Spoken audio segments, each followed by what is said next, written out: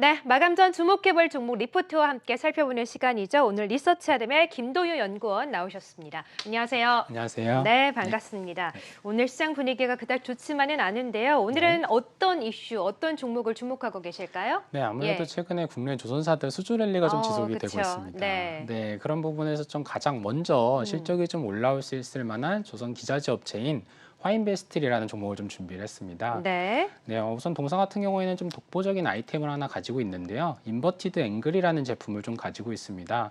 국내 시장 점유율 60에서 70% 정도로 좀 저희가 파악을 하고 있고요. 이 인버티드 앵글 같은 경우에는 쉽게 말씀드리면 이런 후판 지지대 역할을 좀 하는 그런 제품이라고 말씀을 좀 드릴 수가 있겠고요. LNG 가스 운반선이나 뭐 컨테이너선, 벌크선 등 좀 모든 선박에 좀 필수적이다 이렇게 좀 말씀을 드릴 수가 있겠습니다. 뭐 부등변 앵글이나 등변 앵글 같은 이런 다른 형광 제품들도 좀 판매를 하고 있지만 오늘은 좀 인버티드 앵글이라는 제품에 좀 주목을 해서 말씀을 좀 드리고자 합니다. 네, 그렇군요. 오늘은 조선 기자재 업종 중에 하나인 화인베스트에 대해서 소개를 주신다고 하셨고, 네. 화인베스트는 말씀해 주신 것처럼 인버티드 앵글 또 제조를 하고 있는 회사다라고 말씀하셨어요. 네. 사실 인버티드 앵글이 어떤 건지도 상당히 궁금하고, 네. 딱 보니까 좀 굉장히 가격이 센 걸로 좀 보여지는데 네. 경쟁사는 어떤 기업들이 있는지도 궁금해요. 네, 예. 우선 국내에서는 현대제철과 동사 아, 이렇게 그렇군요. 네, 네. 맞습니다. 현대제철만 좀 같은 사업을 좀 영위를 하고 있고요.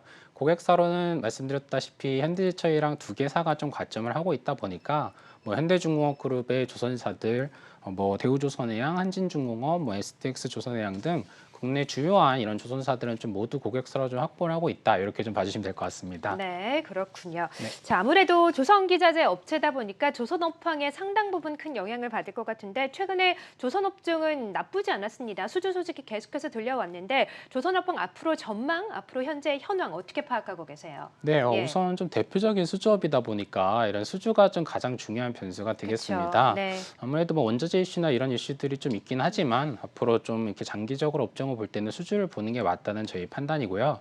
그런 측면에서 오늘 수주와 관련해서 좀 말씀을 드려보면요. 우선 상반기에 국내 조선사의 상반기 누적 수주량이 1047만 CGT로 2007년 이후 반기 기준으로는 최대치를 좀 기록을 했습니다. CGT라고 하면 표준선한선 톤수라는 이런 이제 단위가 되겠고요. 뭐 선종이나 선형의 난이도에 따라서 건조 시 공사량을 좀 동일 지표로 평가하기 위한 지표다 이렇게 좀 봐주시면 되겠고요.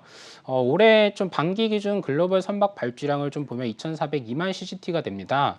그렇기 때문에 국내 조선사가 좀 절반에 가까운 수주에 성공을 했다 이렇게 좀 말씀을 드릴 수가 있겠고요. 가장 좀 호황기였던 2000년도 후반대를 지나서 좀 소사이클로 불렸던 2011년도에서 2013년도에 연평균 국내 조선사들의 선박 수주량이 1,400만 CGT 수준이었습니다. 상반기에 이미 1,047만 CGT 정도를 좀 수주를 했다고 말씀을 드렸는데요.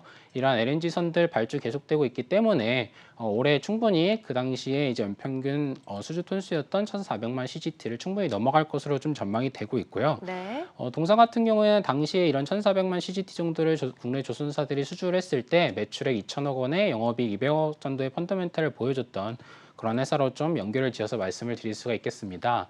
또 장기적으로 보더라도 이런 친환경과 관련한 이런 선박 규제들이 좀 일어나고 있기 때문에 좀 단기적인 사이클보다는 앞으로 좀 그동안에 좀 이렇게 급등락이 심했던 것과 조금 다른 모습을 좀 보일 수 있다고 좀 말씀을 드릴 수가 있겠습니다. 친환경 이슈와 관련해서 국제 해사 기구인 이 IMO라는 곳에서 2050년도에 이런 그 선박들의 탄소 배출량을 2008년도 대비 절반까지 감축시킨다는 이런 좀 발표를 했습니다. 그냥 발표를 한 것이 아니라 이런 좀 다양한 제도들을 실제로 좀 만들어서 시행을 앞두고 있는데요. 가장 대표적인 제도가 CII라는 제도로 2023년도부터 좀 적용이 될 계획입니다. 이 CII 제도라고 하면요. 1톤의 화물을 1마일 운송하는데 배출하게 되는 탄소량을 기준으로 선박을 A부터 2등급까지 좀 A, B, C, D, E까지 좀 구분을 하게 되고요. 3년 이상 D등급을 받거나 한 번이라도 2등급을 받게 되면은 선박을 좀 폐선하는 쪽으로 될 수 있도록 이런 강력한 규제 조치를 좀 시행을 할 계획이라고 합니다. 그렇기 때문에 이런 친환경과 관련된 교체 수요 그리고 2008년도에 대규모 발주됐던 선박들의 교체 사이클 다가오면서 좀 지금까지 지금까지 있었던 이렇게 좀 급등락 심했던 사이클보다는 네. 조금 더 안정적인 업사이클 좀 시작되지 않을까 저희는 좀 이렇게 판단을 하고 있습니다. 네, 그렇군요. 네. 자, 그러면 최근에 조선업황이 굉장히 좀 좋게 나타났고 아무래도 수주 소식이 들려오다 보니까 기업들의 실적 기대감도 높아지고 있는데요. 사실 수주를 한다고 뭐 주가는 오르기는 하지만 바로 실적에 반영이 되는 건 아니고 약간 시간차가 좀 있지 않습니까? 네, 화인베스트 같은 경우는 이 시간차를 고려했을 때 실적 반영 때까지 좀 얼마나 걸릴 거라고 보세요? 네. 우선 결과적으로는 이제 조선 기자재 업체들 중에서 가장 빠르게 반영이 될 것이라고 오, 말씀드릴 그래요? 수가 네. 있겠습니다. 네. 그 이유로는 앞서 말씀드렸다시피 이 동사의 제품이 이제 아무래도 국내 조선사들이 수주를 하게 되면은 9개월에서 12개월 정도 이제 이 선박을 이제 좀 그 디자인하는 데 시간이 걸린다고 합니다. 그러고 나서 초기에 좀 발주되는 제품이 동사의 인버티드 앵글이다 보니까 지난해 4분기부터 좀 본격적으로 수주가 시작된 만큼 이르면 3분기, 조금 늦어지면 4분기부터 초기에 발주되는 제품이다 보니 이번 3분기와 4분기부터 좀 실적에 반영될 수 있을 것으로 저희는 좀 보고 있습니다. 네, 그렇군요.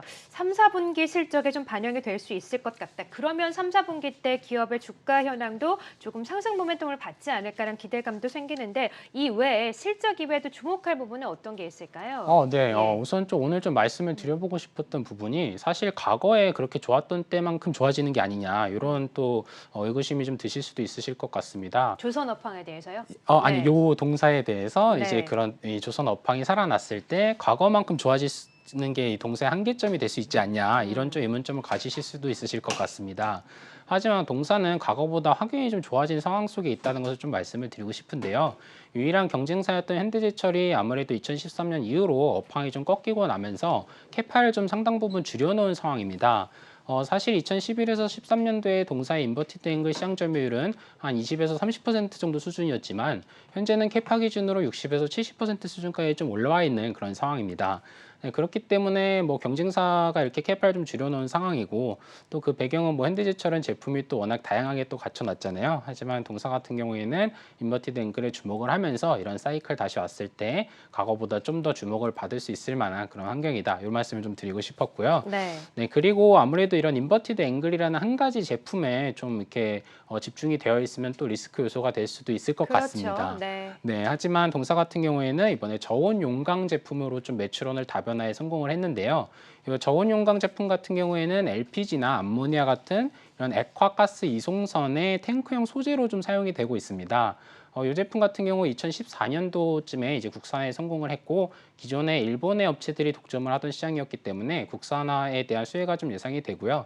그렇기 때문에 이런 좀 LPG, LNG 선 발주 증가할 때 친환경 선들 발주 증가할 때 매출 좀 가져올 수 있는 매출원 다각화에 성공해 있다. 이렇게 좀 말씀드리면 될 것 같습니다. 네, 주력 제품은 인버티드 앵글이고 이 외에도 저온 용광 제품을 생산하고 있는데 친환경 선박에 들어가는 제품이기 때문에 친환경 선박 수요가 증가하면 덩달아 화인베스트의 주가도 상승 모멘텀을 받을 수 있다 이런 의미신 것 같아요. 네. 자, 최근에 이 철강 제품의 가격 상승세가 좀 눈에 띄었었는데 네. 화인베스트도 혹시나 이 원자료 가격 상승에 대한 부담을 좀 안고 가야 되는 건 아닌지 이 부분도 궁금하고 최근 네. 주가가 좀 지지부진했습니다. 오늘도 1% 넘게 조금 상승하고 있기는 한데요. 앞으로 전략은 어떻게 가져가는 게 좋을까요? 네, 네. 말씀하신 것처럼 철강 쪽이 아무래도 원재료다 보니까 이 원재료 인상 이슈가 있었던 것은 맞습니다.